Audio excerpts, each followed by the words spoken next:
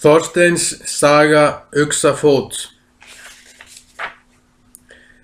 Þórður skeggi hét maður, hann nam lönd öll í lóni fyrir norðan Jökulsá Millum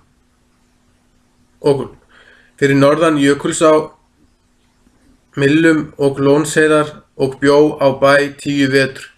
En er hann frá til öndvegissúlna sinna í Leiruvági fyrir neðan heiði, þá seldi hann lönd sín Úlfljóti lögmanni, er þar kom út í lóni. Úlfljótur var sonur Þóru, dóttur Ketils Hörðakára, Áslákssonar, Bifrukára, Unnarssonar, Arnarssonar Hyrnu. En er Úlfljótur var nær 60 að aldri, þá fór hann til Noregs og var þar 3 vetur. Þá settu þeir Þorleifur spaki móðurbróðir hans lög þau, er síðan váru kölluð Úlfljótslög. En er hann kom út, þá var alþingi sett og höfðu allir menn ein lög síðan hér á landi. Það var upphaf hinna heiðnu laga, að menn skyldu eigi hafa höfuðskip í haf, en ef menn hefði, þá skyldi þeir aftaka höfuð, áður þeir kæmi í land sín, og sigla eigi að landi með gapandi höfðum, með gínandi trjónu, svá að landvættir fældist við. Baugur, tvíeringur eða meiri skyldi liggja í hverju höfuðhofi á stalli. Þann baug skyldi hver goði hafa á hendi sér til lögþinga þeirra allra, er hann skyldi sjálf heyja, og rjóða hann þar í róðru blóðnauts þess, er hann blótaði þar sjálf. Hver sá maður er þar þurfti lögskil af hendi að leysa að dómi, skyldi áður eið vinna að þeim baugi og nefna sér vátta 2 eða fleiri. Ykkur nefning í það vætti skyldi hann segja, að ek vinn eið að baugi lög eið, hjálpu mér svá nú Freyr og Njörður og inn almáttki ás, sem ek mun svá sög þessa sækja eða verja eða vitni bera eða kvíðu eða dóma dæma, sem ek veit réttast og sannast og helst að lögum, og öll lögmætt skil af hendi leysa, þau undir mig koma, meðan ek á þessu þingi. Þetta tilvitnuna. Þá var landinu skipt í fjórðunga, og skyldu vera 3 þing í fjórðungi hverjum, en 3 höfuðhof í þingsókn hverri. Þar váru menn vandaðir til að varðveita hofin að hyggjandi og réttlæti. Þeir skyldu dómnefnur eiga í þingum og stýra sakferli. Því váru þeir goðar kallaðir. Hver skyldi og gjalda toll til hofs, sá sem nú kirkjutíund. Böðvar inn hvíti af vors úr Nóregi byggði fyrst að hofi, og reisti þar hof og gerðist hofgoði. Hann var faðir Þorsteins, föður Hals á síðu. Þórir inn Háfi nam land í Krossavík fyrir norðan Reyðarfjörð, þaðan eru Krossvíkingar komnir. Annar kapítuli. Þorkel hét maður er bjó í Krossavík, hann var Geitisson, hann var eitt mesta afarmenni og harðfengur og kallaður ofhugi. Hann var þá ókvæntur, er þessi saga gerðist. Systir hans óx upp með honum, er Oddný hét, allra kvenna vænst, hverri konu Hagari. Þó var mikil mállaki á ráði hennar, hún hafði ekki mál og var með því alin. Þau unnust mikill systkin. Þorkel átti þræl ein útlendan að öllu kyni, er Freystein hét.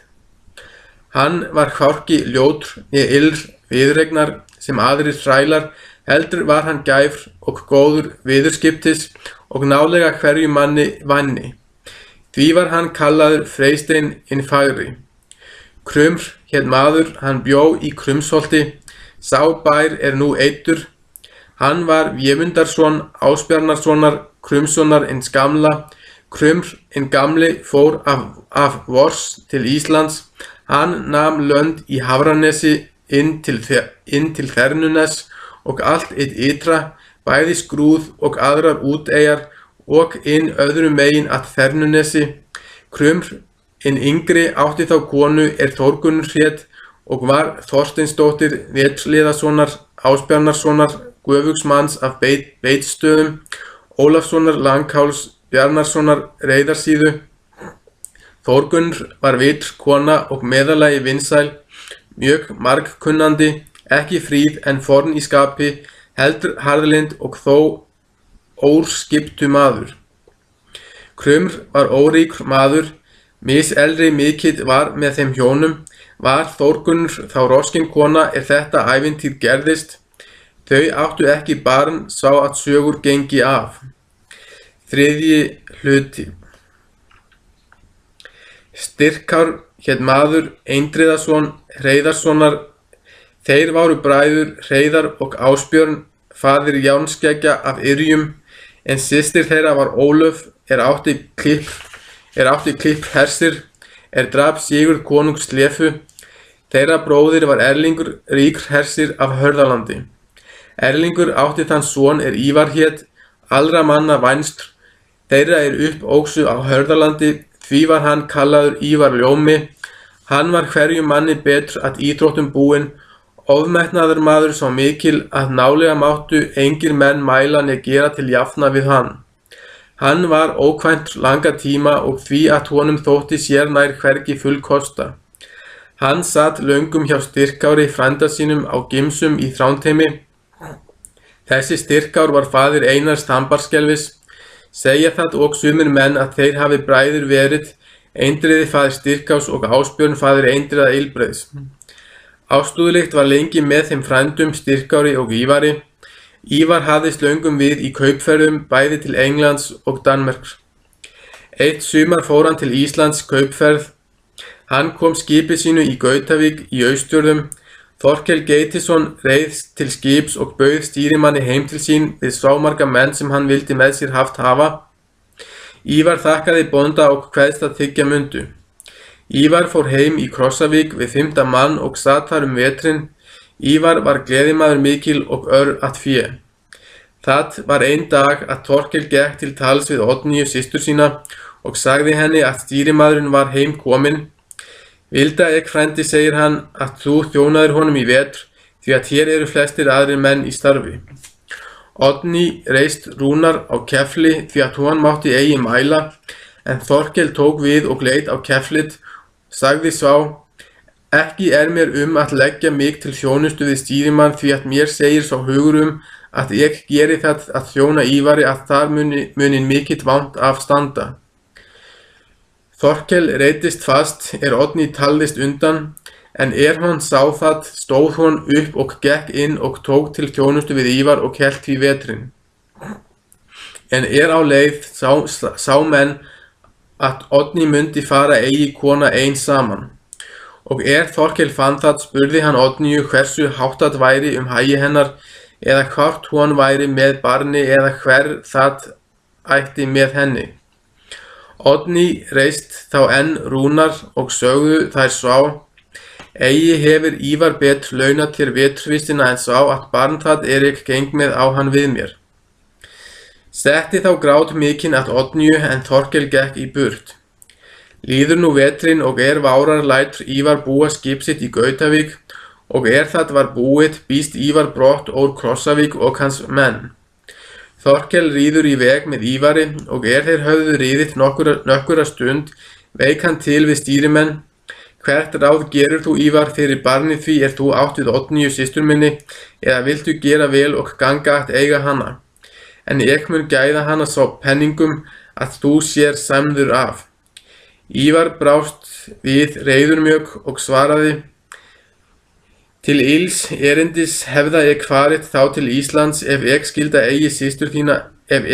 eiga systur þína mállausa, hefur mér kost verið æðri kvenna og kynstæri heima á Hörðalandi eða þó víðara í Noregi, en þú þarft eigi að kenna mér barn systur þínar, þó að hún eigi við þrælum þínum, hefur þú talat við mig mikla svívirðing.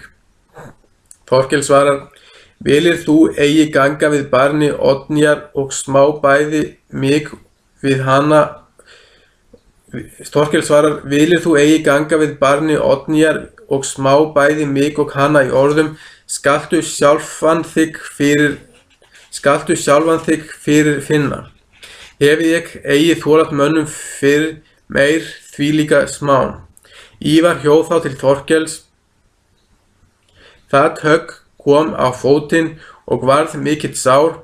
Þorkel brá þá sverði og hjó til Ívars, en hann reið undan, en höggið kom á hestfótinn, sá að af tók. Stökk Ívar þá af baki og rann eftir félögum sínum, en Þorkel reið heim í Krossavík. Annan dag eftir safnar Þorkel mönnum og reið í Gautavík með 30 manna, en hann kom þar hafði Ívar kippt bryggjum, en vindur stóð af landi og sigldu sá til hafs, og lindi eigi fyrr en hann kom til Noregs, og fór sá heim á Hörðaland og settist kyrt. Þorkel reið heim í Krossavík og undi lít við sinn hag, því að hann hafði eigi meiri smán en fengið en þessa alla saman. 4. hluti. Að miðju sumri eða litlu síðar fæddi Oddný barn. Það var sveinbarn svo mikill að menn þóttust ekki barn meira nýfætt séð hafa. Þorkalli var sagt að systir hans var léttari orðin að því barni ætti við henni Ívar ljómi, en Þorkel heyrði það varð hann æsilega reiður og sagði að útskyldi bera, en það var þá lög í þann tíma að útskyldi bera óríkra manna börn ef vildi og þótti þó eigi vel gert. Þorkel lét kalla Freystein þræl og bað hann tortímasveininum, en hann taldist undan þar til Þorkel sagði á reiði sína. Þá var Geitir faðir Þorkels vistum með Þorkalli syni sínum. Hann talaði að sveinin skyldi eigi út bera, sagði sér sá hug segja að sá svein mundi ekki lítil fyrir sér verða ef hann næði lífi að halda. Þorkel var svo æfur að hann vildi ekki á það heyra og hvað eigi annað skyldu en pilturinn væri útborinn. Nú gekk Freystein þó nauðugur færi til Oddnýjar og tók upp sveinin og gekk út með og til skógar. Hann hafði piltinn í einum dúk og lagði flykkisneið í munninn. Hann gerði skjól undir viðarótum og lét þar koma í barnið og bjó vel og gekk svo fór heim síðan og sagði bónda að hann hefði fyrir séð barninu. Bóndi lét vel yfir og var nú kyrt hríð. 5. hluti. Bráðlega eftir þetta það að segja að Krumr bóndi fór í skóginn sinn að sækja við. Hann heyrði barnsgrát og fór þangað til og fann sveinbarn bæði mikill og vænlegt. Þar lá hjá flesksneið hann þóttist vita að fallit mundi hafa úr munni barnsins og því mundi það æpt hafa. Spurt hafði Krumr að barn hafði verið útborið í Krossavík og hversu Þorkel hefði hart mælt, þóttist vita að þetta sama mundi vera, en með því að þeir Þorkel váru miklir vinir og hins annars að hann sá að það var bæði gæpska og skaði að þar dægi svo mannlegt barn og líklegt til stóra afdrifa, þá tók hann það upp og hafði heim með sér og gerði ekki orð á. Það var á 4. dagri barnið fannst, frá því það var útborið. Krumr gaf nafn piltinum og kallaði Þorstein og sagði sinn son vera. Þetta urðu þau Þorgunnr samráða. Vex Þorstein nú þar upp og leggur Þorgunnur við hann ástfóstr og kennir honum margt í fræðum. Þorstein gerðist bæði mikil og sterkur og viðleitin allar íþróttir. Hann var sá sterkur að þá hann var 7 vetra gamal sambauð hann að afli rosnum mönnum þótt færir væri. Það var einn dag sem oftar að Þorstein kom til Krossavíkur. Hann gekk til stofu. Þá satt Geitir faðir bónda á palli og þuldi í feldsinn, en pilturinn kom í stofuna þá fór hann mjög geispr, sem börnum títt, fellur hann á stofugólfinu og Geitir sér þetta skellir hann upp og klær, en Oddný sér piltinn setur að henni grát mikinn. Pilturinn gengur innar að Geiti og mælti, hvort þótti þér þetta albrostlegt, ég fell áðan. Geitir svarar, það satt því að ég sá það þú sátt eigi. Hvað það, sagði Þorsteinn. Það má ég segja þér, þá þú komt í stofuna, fylgdi þér ein hvítabjarnarhún og rann fyrir innar á gólfið. En hann sá mig, nam hann staðar, en þú fórt heldur geistr, og fellt þú húnin, og það ætlun mín, að þú sér eigi sonur Krumms né Þórgunnar, heldur muntu stærri ættar. Pilturinn settist niður hjá geiti og skrumuðu þeir, en kveldaði sagðist Þorsteinn heim skyldu. Geitir bað hann koma þar oft, því að mér þykir sem þú munir eigi hér kynni. En pilturinn var út genginn, kom Oddný þar og færði Þorsteini kæðin í skorin. Fór hann síðan heim, vanni hann nú kvámur sína til Krossavíkur. Þorkel gaf sér fátt að piltinum, en þótti hann þó frágerðarmaður að vægsti og afli. Geitir sagði Þorkatli syni sínum að það væri hans ætlan, að þessi Þorsteinn væri sonur Oddnýjar og Ívars ljóma og mundi verða mikil maður fyrir sér. Þorkel kvaðst eigi kunna að synja, skulum við hér fá sannar fréttir af. Og morguninn sendir Þorkel eftir Krum og Þórgunni og Þorsteini og þau komu, spurði Þorkel glögglega að hversu Þorsteinn væri til kominn, en þau hjón sögðu allt hversu til komið var, sagði Freysteinn og sína sögu og bar allt saman.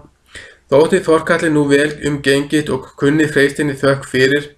Vaknar Þorsteinn nú við ætt sína og fór hann nú vistafari til Krossavíkur og gerir Þorkel við hann raun vel. 7. hluti. Það sagt eitt haust menn skyldu á fjall ganga, beitti Þorkel Þorsteinn frænda sinn fara með þeim. Hann játtaði því, hann var 10 vetra gamal þá. Freysteinn kveður hann til ferðar með sér. Þeir fara sem þeim liggja leiðir, finna margt fjár, og þeir fara heim á leið, koma þeir í en dal djúpan. Þá 2 saman Þorsteinn og Freysteinn. Þá kveldaði mjög, þeir sjá þar ein haug stóran. Hér ætlag í nótt að vera, segir Þorsteinn, og skaltu vaka í nótt, Freysteinn, og vekja mig eigi, hversu sem læt í svefni, því að þar þykir mér á liggja. Freysteinn játtaði því, síðan sofnaði Þorsteinn og á leiðin áttina, lét hann illa í svefni, því að hann braust á hnakki og hæli. Því gekk allt til dags, Freysteinn efaðist í hvort hann skyldi vekja Þorsteinn eða eigi. Miklu váru hans læti erfiðlegri, en lýsti af degi, vaknaði Þorsteinn og var þá sveittur mjög og mælti. Dyggilega hefur þú enn vakat, Freysteinn, hefur þú nú gert þá 2 hluti að hvártveggi væri launaverður í fyrstan tíma, þú fórt með mig, og nú skal nú því launa þér, að skal fá fyrir þig frelsi af Þorkatli frænda mínum, og hér 12 merk silfurs að vil gefa þér, en nú vil segja þér drauminn. Mér þótti haugur sjá opnast og gekk þar út úr maður rauðklæddur. Hann var mikil maður vexti og ekki aðallega illilegur. Hann gekk að Þorsteini og heilsaði upp á hann. Þorsteinn tók honum vel og spurði hann að nafni eða hvar hann ætti heima. Hann lést Brynjar heita og eiga heima í haugi þeim, þú sér standa hér í dalnum, en veit hvað þú heitir og sá hvers kyns að þú ert, og sá það að þú munt mikil maður verða fyrir þér, eða viltu fara með mér og sjá híbýli mín. Þorsteinn játtaði því og stóð upp og tók öxi sína, Þorkel hafði gefið honum, ganga inn í hauginn, en Þorsteinn kom þar sýndist honum þar vel fyrir búið. Hann sá þar til hægri handar sitja 11 menn á bekk. Þeir váru allir rauðklæddir og heldur fálegir. Öðrum megin í hauginum sá hann sitja 12 menn. Þeir váru allir bláklæddir. Sá var þeirra mestur og mjög illilegur. Brynjar laut að Þorsteini og mælti: Sá bróðir minn, mikli maður, og við þó ekki skaplíkir. Hann heitir Odd og vil flestum illt.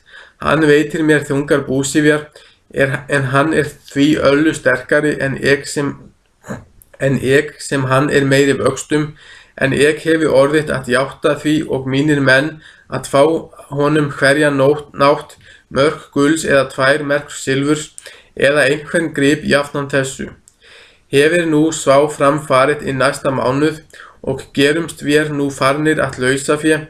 Oddur hefir að varðveita gull það er sú náttúra fylgir að hver maður sem mállaus og leggur það undir tungurætur sér, þá tekur þegar mál sitt og af því gulli má móðir þín mál fá, en Oddur geymir það svá ríkt að það gengur aldrei af honum hvorki nátt né dag.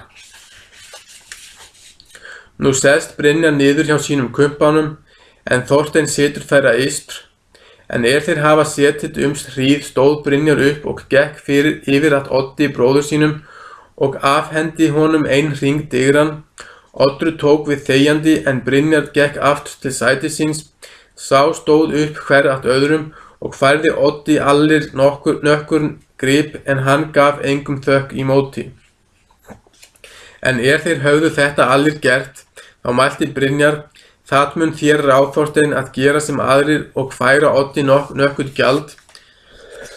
Eigi mun annað duga með því að þú situr á hann bekk. Oddur var eildur mjög og sat upp mjög gneip og heldur ófrýnilegur. Þorsteinn stóð þá upp og hélt á öxi sinni. Hann gekk yfir að Oddi og mælti: ekki ek plaggamargur til, Oddur, að ljúka þér gjald þetta. Muntu og ekki mikilþægur atvið mig, því að ek óríkur. Oddur ansaði heldur stutt: ekki mér kvámu þína hingað, en muntu eigi frammi láta það þér líkar. Ek hefi ekki til nema öxi mína ef þú vilt hana taka. Oddur rétti höndina í móti, en Þorsteinn höggur til hans, kemur það á höndina ofan olnboga og tekur af. Oddur sprettur þá upp og allir þeir í hauginum váru. Vátt þeirra hengu uppi yfir þeim, grípa þeir þau, slær nú með þeim í bardaga. Það sér Þorsteinn að nú ekki fjarri með þeim Þorsteini og Oddi, Oddur var einhendur. Allir lítast honum innir bláklæddu menn harðfengari.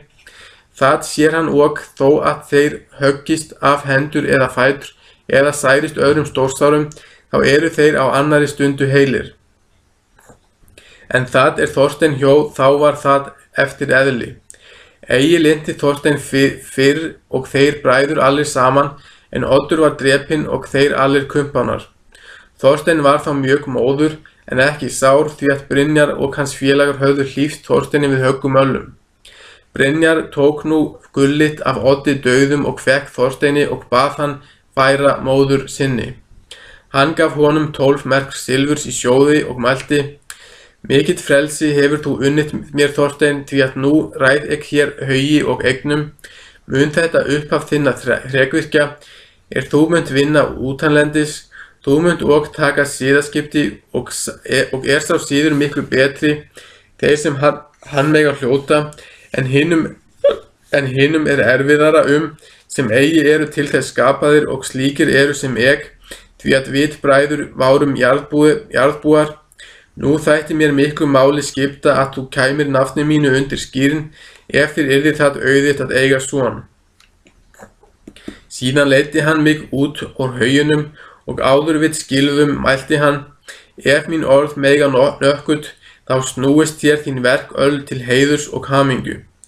Eftir það sneri Brynjar inn í haugin, en ek vaknaða og það til marks að hér nú bæði hjá mér sjóðurinn og gullið. Síðan fóru þeir og ráku heim féna þann þeir höfðu fundið og heimtu menn vel. Sagði Þorsteinn þennan atburð allan og færði móður sinni gullið og tók þegar mál sitt það kom undir tungurætur henni. Stendur þessi haugur í Jökulsdal og kallaður Brynjarshaugur og sér enn í dag merki. 7. hluti. Freysteinn fekk frelsi brátt af orðum Þorsteins og gerði Þorkel það vel og liðuglega, því að honum var vel í geð til Freysteins, því að hann vissi að hann var góðrar ættar og göfugra manna fram í kyn. Grímkell faðir Freysteins bjó á Vors og átti Álöfu Brunnólfsdóttur Þorgeirssonar Vestarssonar, en Sokki víkingur brenndi inn í Grímkell föður hans, en tók piltinn og seldi mannsali. hafði geitir hann út hingað. Það segja sumri menn að Þorstein gifti Freysteini Oddnýju móður sína.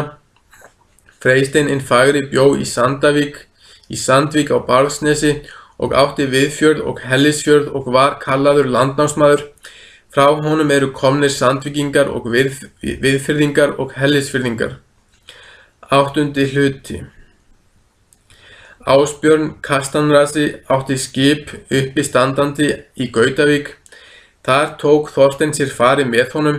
Þá var hann 12 vetra gamal. Þorkel fekk honum fararefni, sá að honum nægði, og áður Þorsteinn reið til skips töluðust þau við og móðir hans. Og hann mælti: Nú muntu frændi finna föður þinn Ívar ljóma, og ef hann gengur seint við faðirni þínu, þá hér ein hringur þú skalt færa honum, og seg honum að þennan hring gaf hann mér í fyrsta sinn, og má hann þá eigi dyljast við. Síðan skildu þau mæðgin og reið Þorsteinn til skips og fór út hann sumarið. Komu þau norðarlega við Nóreg haustið. Fór Þorsteinn vistafari til Styrkárs á Gimsar og var þar vetrin. Fell vel á með þeim Styrkári, því að hann sá að Þorsteinn var hinn mesti atgervimaður, því að hann jafnvægði þá einum sterkustu mönnum í öllum leikum. Vetrin nokkuru fyrir jól komu þar sendimenn Ívars ljóma þess erindis að Ívar hafði boðið honum Styrkári til jólaveislu. Sá hét Björn fyrir þeim var. Styrkár hét ferðinni og fór með 30 manna. Þar var Þorsteinn í ferð. Þeir koma til veislunar. Var Styrkári þar vel fagnat. Sat hann einn næsta Ívari veisluna. Fór veislan vel fram og aðfaradag veislunar áður menn skildu burt fara gekk Þorsteinn fyrir Ívar og mælti: Það erindi mitt við þig, Ívar, að vita hvort þú vilt nokkuð ganga við faðirni að mér. Ívar svarar: Hvert nafn þitt eða hvaðan ertu að komin? Þorsteinn nafn mitt, Oddný heitir móðir mín og geitisdóttir út á Íslandi, og hér hringur hún bað mig færa þér til jartegna, og hvað að þú mundir kenna að þú hafðir gefið henni. Ívar roðnaði fast og mælti: Þú munt eiga allt verra faðirni, nógir þrælar út á Íslandi til þess að móðir þín kenni þig, það og mála sannast að mér þætti eiga að leiða drengjum og herjans sonum, það að hver pútuson kallaði mig föður að sér. Þorsteinn reiddist á ákaflega mjög og stilti þó vel orðum og sagði: Illa hefur þú svarat og ódrengilega, en sá kem annað sinn að þú gengur við mér, ellegar það bani þinn. Þorsteinn snýr þá í brottu. Ívar talaði til Styrkárs: Það vilda frændi, að þú banaðir fólu þessu, því að mér þykir einskils ills örvanta fyrir hann. Eigi vil það, segir Styrkár, því að ætla hann hafa réttara að mæla en þú, því að hygg að hann sé kynnstóra manna. Skildu þeir Ívar og Styrkár þá í styttingi. Fór Styrkár heim á Gimsar og Þorsteinn með honum. Styrkár átti sér systur Herdís hét, kvenna vænst. Góður þokki var á með þeim Þorsteini. Þar var hann 2 vetr. Þá fór Þorsteinn út til Íslands og heim til Krossavíkur og hafði mikið framist í útanferð sinni, og hann hafði verið 3 vetr á Íslandi, fór hann útan með Kolbeini Sneipi til Noregs. Fór hann þá enn til Styrkárs á Gimsar og tók hann við honum fegins hendi. 9. hluti. Glögglega það sagt að þetta sumar yrði höfðingjaskipti í Noregi, fell frá Hákon Blótjarl, en í staðinn kom Ólafur Tryggvason. Hann boðaði öllum manni rétta trú. Það kom fyrir Ólaf konung að flögð lægi á Heiðarskóg, sá að þar tæki af vegaala. Konungur skýtur á húsþingi og spyr: Hverir fara vilja að frelsa Heiðarskóg? Maður stóð upp mikil og vörpulegur, Brynjólfur hét lendur maður í Þrándheimi og mælti: Ég vil fara, herra, ef þér vilið. Konungi kveðst það vel líka, bjóst Brynjólfur þá við 60 manna. Þorkel hét maður, þangað ríða þeir Brynjólfur til gistingar, tók Þorkel við þeim vel, Váru þeir þar nóttina, en morguninn fylgdi hann þeim í veg, og hvað það skaðamikinn konungur skyldi eigi slíkan mann lengur njóta mega. Síðan riðu þeir veg sinn, og allt þar til þeir sá standa skálamikinn. Þaðan sá þeir hlaupa 3 tröllkonur, 2 unglegar og 1 stærst. Hún var loðin öll utan sem grábjörn. Þær höfðu allar sverð í höndum. Þær sá og ganga mikinn mann ef mann skyldi kalla, og 2 pilta með honum. Hann hafði brugðið sverð í hendi. Það var svo bjart að syndra þótti af. Öll váru tröllin illileg að sjá. Þar slær þegar í bardaga. Varð mikli maður mjög stórhöggur og svá loðna skessa, líkr með því að þar fellur Brynjólfur og allt hans föruneyti, nema 4 menn komust á skóg og fóru síðan á fund konungs og sögðu honum þessi tíðindi og spurðist þetta víða.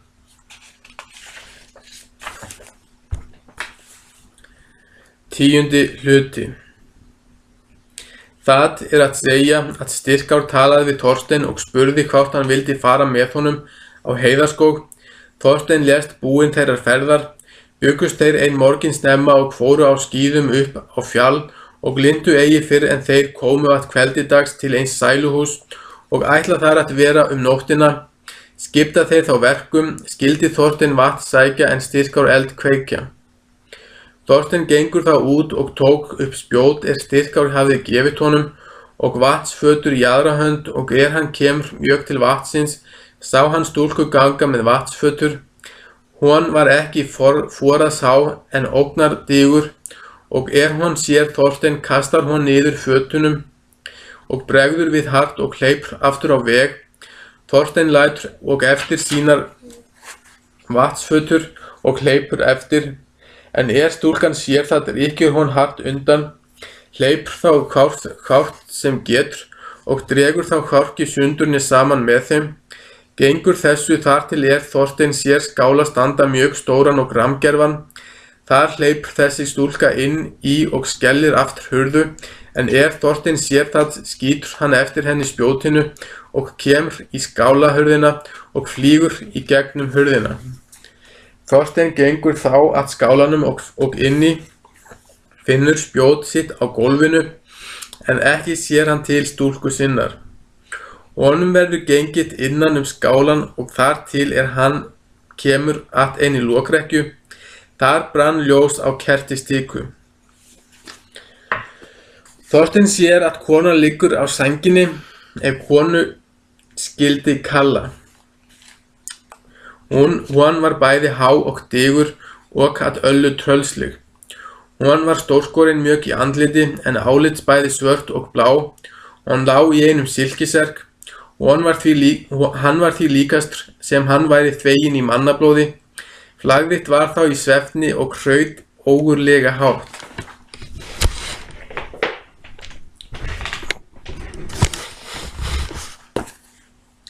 Skjöldur og sverð hekk uppi yfir henni. Þorstein steig upp á rekkjustokkin og tók ofan sverðitt og brá. Hann fletti frá kæðum á flagðinu. Sá hann þá að hún var öll alloðin, nema ein díl undir inni vinstri hendi sá hann að snöggur var. Það þóttist hann vita að annað hvort mundi hana þar járn bíta eða hvergi annar staðar. Hann leggur sverðinu á þessum sama flekk og fellur á hjöltin. Sverðitt bítur svo að oddurinn stóð á dýnunni. Kelling vaknaði þá og eigi við góðan draum og fálmaði höndum og spratt upp. Þorstein hefur allan einn rykkin að hann slökkir ljósitt og stökkur upp yfir flagðitt í sængina, en hún hleypur fram á gólfið og ætlar að vegandinn muni til dörana leita hafa, en hún kemur þar sæfist hún á sverðinu og deyr. Þorstein gengur þá að henni og kippir burt brandinum og hefur með sér. Hann gengur þá þar til hann kemur að hurðu. Hún var greipt í stokk og kníin eigi allt í kofa. Hann sá mikinn mann á palli sitja og mjög stórskorinn og hengu yfir honum öll herklæði. Á aðra hönd honum satt mikil skessa og illileg og ekki all eldileg. Piltar 2 léku á gólfinu, þeim var sprottið hár úr kolli. Skessan tók til orða: Hvárt syfjar þig, Járnskjöldur, faðir, eigi Skjaldísdóttir liggja á mér hugir stóra manna.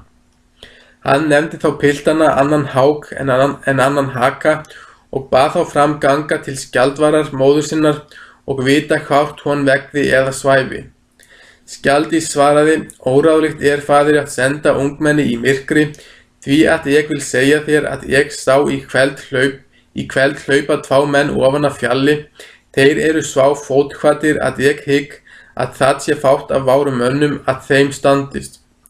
Eigi þykir mér á því liggja, segir Járnskjöldur, því að þá eina menn sendir konungur hingað, að ég óttumst þá ekki, því að það ein maður að ég hræðumst, en sá heitir Þorstein og Oddnýjarson utan af Íslandi, en sá sem mér hangi blað fyrir auga mín forlög, hvað sem því veldur.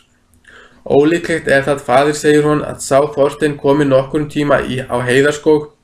Piltarnir gengu nú fram en Þorstein veik sér frá, þeir hlaupa fram og út.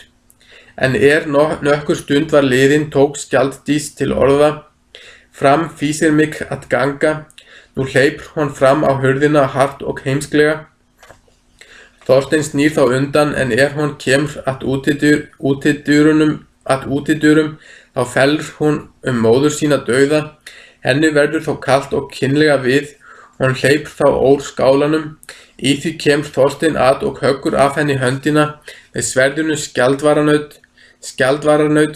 Hún vil þá inn aftur í skálan, en Þorstein verð henni dyrnar. Hún hafði skálm í hendi. Þau sækjast hríð, en svá líkur með þeim að Skjaldís fellur dauð. Í því kom Járnskjöldur út. Hann hafði brugðið sverðið í hendi, bæði bjart og biturlykt. Svá að Þorstein þóttist ekki slíkt séð hafa. Hann höggur þegar til Þorsteins, hann veik sér við höggið og varð þó sár á læri. Sverðið renndi niður í völlin allt upp að hjöltum. Laut Járnskjöldur þá við, en Þorstein reiddi upp sverðið skjaldvararnaut, bæði hart og títt og höggur til Járnskjaldar. Það högg kom á öxlina, tók af höndina og fótinn. Fell Járnskjöldur við. Þorstein lætur þá skamt stóra höggva í milli og höggur af honum höfuðið. Eftir það gengur Þorstein inn í skálan, en hann gengur inn varð hann eigi fyrr var við, en hann var gripinn og upp og færður niður. Þorstein finnur þá að þar var komin skjaldvör kerling og var þá sínu verri viðureignar en fyrr.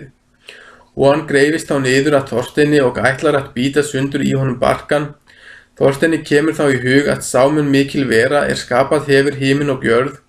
Hafði hann og heyrt margar sögur og merkilegar frá Ólafi konungi og þeirri trú hann boðaði, heitir nú af hreinu hjarta og heilum hug að taka við þeirri trú og þjóna Ólafi meðan hann lifði, ef hann kæmist heil og lífs í brott af allri kunnáttu. Og hún ætlaði tönnum að víkja að barka Þorsteins, en hann hafði staðfest heitið, kemur geisli inn í skálan, ógurlega bjart og stendur þvert framan í augun kerlingar. Við þá sín var henni svá illt að dró úr henni smátt og magn allt. Hún tók þá að geispa níðörkulega, hleypur þá úr henni spýja og ofan í andlit Þorsteins, sá að nálega hélt honum við bana af ílsku og óþef þeim afstóð. Þykir mönnum og eigi örvænta að í brjósti Þorsteini muni afkomið hafa nokkur partur, sakir þess að mönnum þykir sem hann hafi eigi síðan dygglega einhamr verið. Hvort því veldur meir spýja skjaldvarar eða það að hann var út borinn. Liggur nú hvort tveggja þeirra í milli heims og heljar, sá að þá mátti hvorki uppstanda. 11. hluti. Hitt að segja að Styrkár nú í sæluhúsinu og þykir Þorsteini dveljast. Kastar hann sér þá upp í setið og hann hafði legið nokkura stund hlaupa þar inn piltar tveir, mjög illsviflegir og hafa sitt sax hvár í hendi, sækja þegar að Styrkári, en hann grípur frá stokkinn frá setinu og lemur þá með þar til hann drepur þá báða. Síðan gengur hann út úr skálanum, grunar þá hvað Þorstein mun dvelja, Gengur nú þar til hann kemur að skálanum, sér nú veggsummerki að þar liggja 2 flög drepin, en Þorsteinn sér hann hvergi. Þykir nú uggleitt að hann muni í nokkurum nauðum staddur vera, heitir nú á skapara himins og jarðar og að taka við þeirri trú sem Ólafur konungur boðar, ef hann fyndi á þeirri nátt Þorsteinn félaga sinn, lífs og heilan. Gengur síðan inn í skálan og kemur þar að sem þau Skjaldvör og Þorsteinn liggja, spyr þá hvort Þorsteinn megi nokkuð mæla, en hann segir það eigi trauða, biður hann hjálpa þá til. Styrkár tekur þá til Skjaldvarar og dregur hana af ofan. Þorsteinn stendur uppbrátt og stirðnaður mjög af öllu saman umfangi því hann hafði átt við flögðin og faðmlögum Skjaldvarar. Brjóta þeir þá Skjaldvör kellingu á háls og gekk þeim það eitt treglegasta, því að hún var hálsstigur. Segir Þorsteinn nú Styrkári allt frá ferðum sínum. Styrkár ansaði: Mikil afreksmaður ertu, svo að það líkast að þessa þinna afreksverka sé getið, meðan Norðurlönd eru byggð. Taka þeir nú og draga saman öll flögðin og kynda að bál og brenna upp að köldum kolum. Síðan kanna þeir skálan og finna þeir ekki fémætt, fara í burt síðan og heim á Gimsar. Spyrjast nú þessi tíðindi og þykjast mikil vera. 12. hluti. Ólafur konungur sat á veislu á Hörðalandi. Þangað fara þeir Styrkár og Þorsteinn og ganga fyrir konung og kveðja hann. Þar var Ívar ljómi þá með konungi í svámikilli virðingu, að 2 menn sátu þá upp í milli þeirra konungs. Þorsteinn snýr þá fyrir Ívar með brugðið sverðið Skjaldvararnaut og stakk blóðureflinu fyrir brjóst honum og mælti: Ger þú annað hvort, að ég þrýsti ótæpt blóðureflinum, ella gakk þú við faðurinni að mér.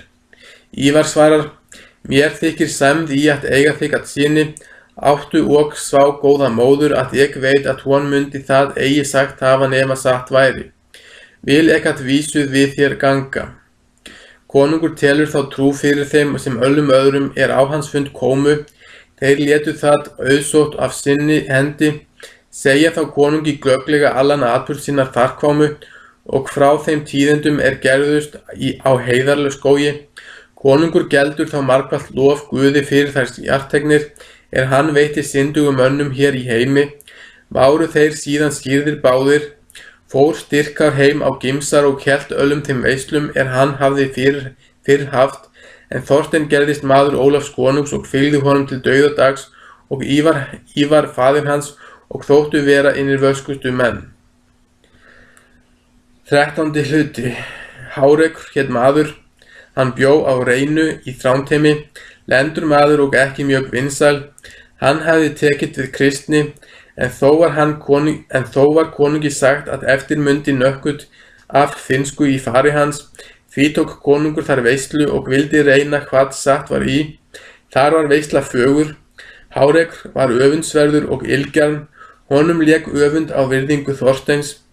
Það var einn dag að Hárekur talaði við Þorstein og spurði hann af sínum afreksverkum, en Þorsteinn sagði slíkt hann spurði: Ætlar þú nokkurn mann sterkara í Noregi en þig, segir Hárekur. Eigi veit ég það sá víst, segir Þorsteinn. Hvár ykkar konungs ætlar þú að sterkari sé, segir Hárekur. Allt mun mig annað skorta við konung en afl, segir Þorsteinn, og mun ég þó eigi komast til jafns við hann það. Þeir skilja nú tal sitt, og daginn eftir sagði Hárekur konungi að Þorsteinn hefði jafnast til við hann allar íþróttir. Konungur gaf sér fátt það. Nokkru síðar talaði konungur að þeim væri það ráð til hefði jafnast við hann, að reyna þá íþróttir sínar, eða það satt, Þorsteinn, að þú hefur það talað, að þú værir jafn mér að íþróttum eða framar. Eigi hef ég sá talat, herra, segir Þorsteinn, eða hver sagði yður það? Hárekur, sagði konungur. Hví sagði hann yður síður af blótnauti, því hann blótar á laun, því að það mun þó sannara, en það sagði ég, herra, að mig myndi allt meira skorta við yður, en afl og munda eg þó eigi komast til jafns við yður það. Nokkuð það satt, Hárekur, sagði konungur. Lítið mun það til haft, herra, segir Hárekur. Lát oss sjá naut það þú hefur svo mikil mæti á, segir konungur.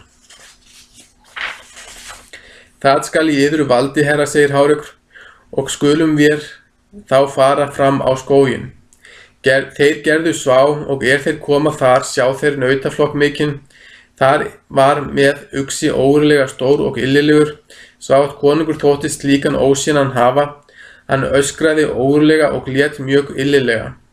Hárekur mælti, hér nú nautið, herra, og hefi ég því mætur á uxa þessum, að hann mjög elskur að mér. Sé ek víst, sagði konungur, og líst mér illa á, eða hvað nú, Þorsteinn? Viltu reyna aflit og taka naut þetta, því að mér þykir sem eigi muni gagn í, að hann lifi lengur.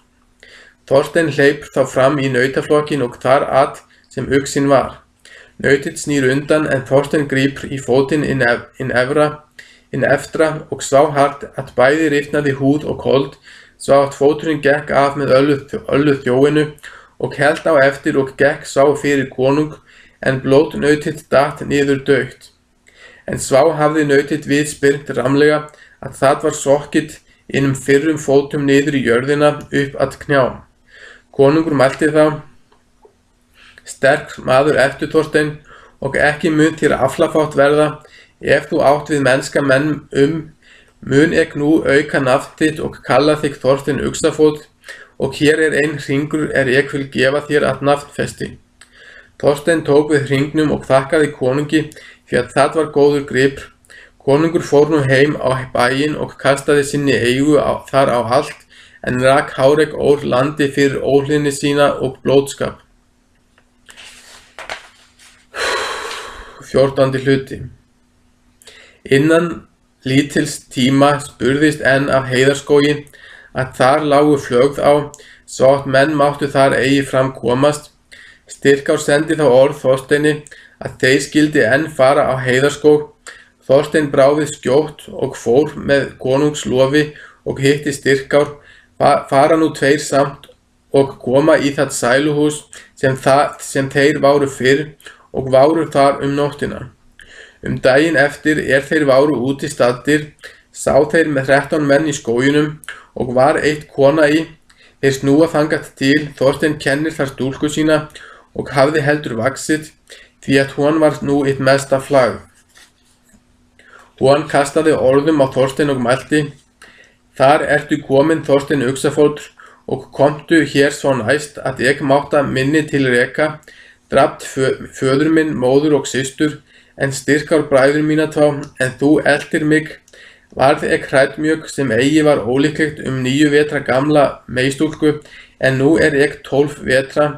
Ég fór í jarðhús eitt við skilðum, en meðan þitt börðust þitt faðir minn, týnda ég saman alla góðgripi þá, í skálanum váru, niður í jarðhúsið undir sæng móður minnar.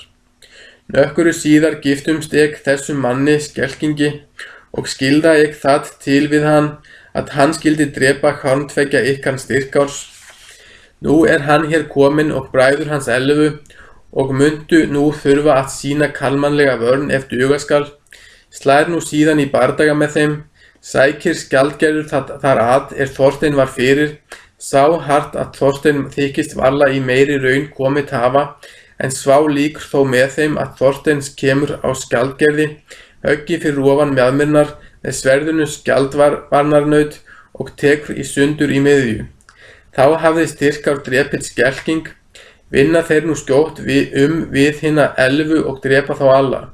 Síðan fara þeir í skálan, brjóta upp jarðhúsið og bera þaðan í brott marga góðgripi, fóru síðan heim á Gimsar og skiptu fé með sér síðan. Bað Þorsteinn þá Herdísar, systur Styrkárs og fékk hennar, segja menn og að þau ætti son Brynjar hét. Fór Þorsteinn nú til Ólafs konungs og var með honum síðan og fell á orminum langa.